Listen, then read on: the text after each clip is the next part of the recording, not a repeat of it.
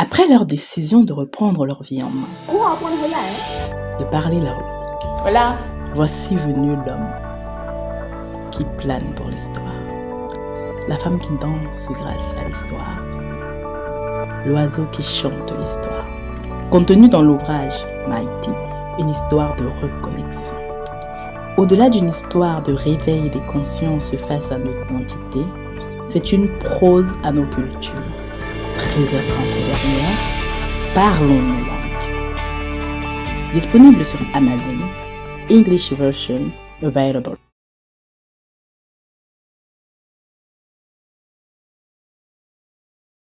Meilleur humour.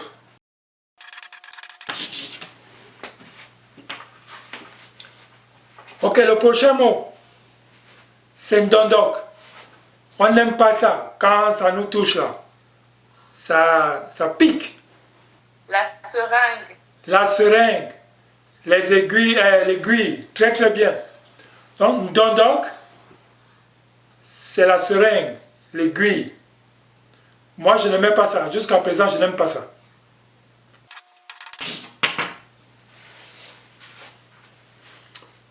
Ok, maintenant je donne un truc en français. Outil. Qui se rappelle ce qu'on avait dit, comment on appelle outil en bassa? Et après avoir donné ce mot-là, on va compléter les outils des hôpitaux. Donc ça sera plus facile.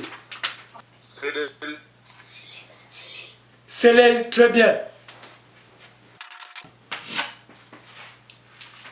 Cellule. Maintenant, tout ce qu'on fait, tout ce qu'on a comme outil à l'hôpital, donc au lieu de spécifier chacun, on va mettre ça dans tout un ensemble qui me donne maintenant les outils de l'hôpital. Oui, Zoé. Bicellel bidocta. Voilà, très bien. Bicellel bidocta.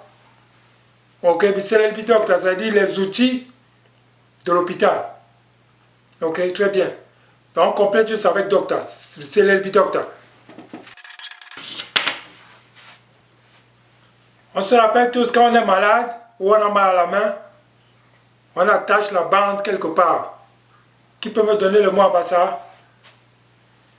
Il y a déjà tout, presque tout, dans le mot français. Bandas. Bandas. Très bien, bandas. Donc, bande, la bande qu'on attache là souvent, c'est bandas. Je ne pense pas que ce soit un mot bassa, mais c'est une adaptation. Bandas. On finit avec le dernier mot et on attaque les maladies. S'il n'y a pas de questions. C'est un mot en bassa, ntong, qui me dit ce que c'est. Quand vous voyez une vieille personne là marcher, elle marche souvent avec quoi? Une canne. Une canne. Très bien. Ntong, c'est la canne.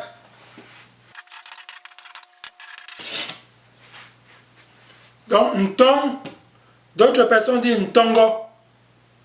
Donc, ntong ou ntongo, c'est la canne. Donc, on s'appuie dessus. C'est la canne. Ntongo ou ntong. Ntong, c'est plus court. Donc, est-ce qu'on peut aussi utiliser ça pour une béquille? Oui. Effectivement, très bien, oui. Ou alors, est-ce qu'il y a un mot pour béquille? Moi, je ne pense pas. Hein. Je ne sais pas. Ou nigre, je ne sais pas. J'essaye de... Est-ce que... Nigre? Je ne sais pas. Je pense qu'il y a un mot, mais je ne le retrouve pas. Le nigre que tu dis, je pense que c'est pas ça le mot. Je pense qu'il y a un mot. Ok. Mais je ne me rappelle pas. Mais tongo, comme tu as dit en général, ça va bien. Anken in tongo, donc qu'il a une béquille ou une canne, ça fait pareil. Oui. Ok, les enfants, vous allez me citer toutes les maladies que vous connaissez en français. Les maladies communes que vous connaissez.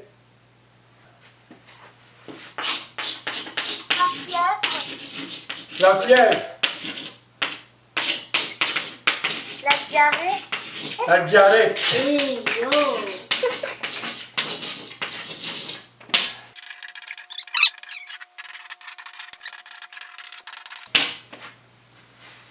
Ok. Donc on va aller avec ça. Donc tout, rhume, malaria, fièvre, diarrhée, mal de gorge, mal de ventre, mal de tête.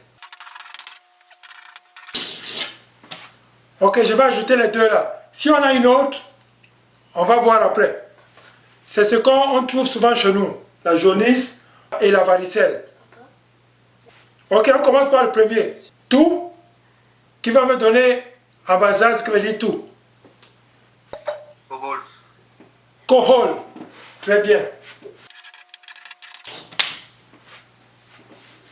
Kohol. Donc en bas ça on dit kohol. Main kohol, je tousse. Tu tousses, un kohol. Kohol. Très très bien. On va avec le rhume. Mais si on dit, tu as une question, si on veut dire j'ai la toux, parce que tu viens de dire même, Oui. mais j'ai la toux, on dirait quoi? Kohol gueme. Moi je dirais kohol gueme, ça veut dire que j'ai la toux. Kohol gueme. C'est comme ça que moi je dirais. Parce que si on dit men con, kohol. Oui, même con kohol, oui, j'ai la maladie qui s'appelle la toux. Oui, même con kohol. On pourra aussi le dire. Donc ces deux façons-là, c'est bien. Même con kohol. Voilà, je suis malade de la toux. Donc kohol gueme, ça veut dire que c'est aussi une façon de dire j'ai la toux. Donc ces deux façons-là sont acceptables, sont utilisées d'ailleurs. Kohol gueme, même con kohol. Qui peut s'essayer avec rhume? Qui sait, quand on est enrhumé, en bassa, qu'est-ce qu'on dit? Nkongbe. Très bien.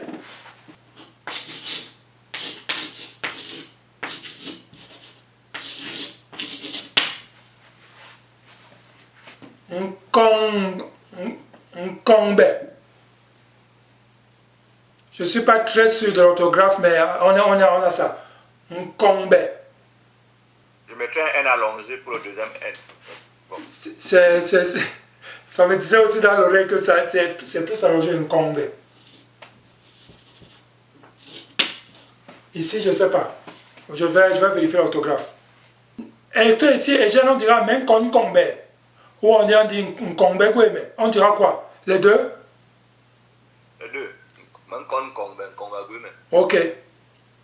peut-être, des fois pour aider ici, bon, les enfants, pour eux, il faut juste qu'ils retiennent même con, mais pour ceux qui sont un peu plus adultes, pour comprendre la construction, la maladie est considérée comme quelque chose qui vient externe, qui vient affecter l'homme. Donc c'est pour ça qu'on dit agoué, mais comme c'est la maladie, c'est cette entité qui vient m'attraper. Parce qu'agoué, les gens doivent savoir qu'agoué, ça veut dire attraper. Donc, agoué, mais en français, on dit j'ai attrapé le rhume. En bassa, on dit plutôt le rhume m'a attrapé.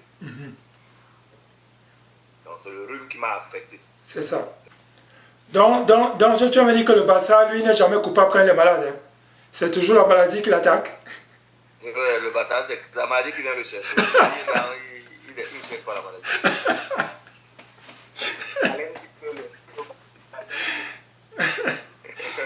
Ok. Lui n'est responsable de rien. Donc quand c'est mauvais, c'est quelqu'un d'autre. Donc rhume, nkongbe. À retenir. Sont-ils là en Boroisona?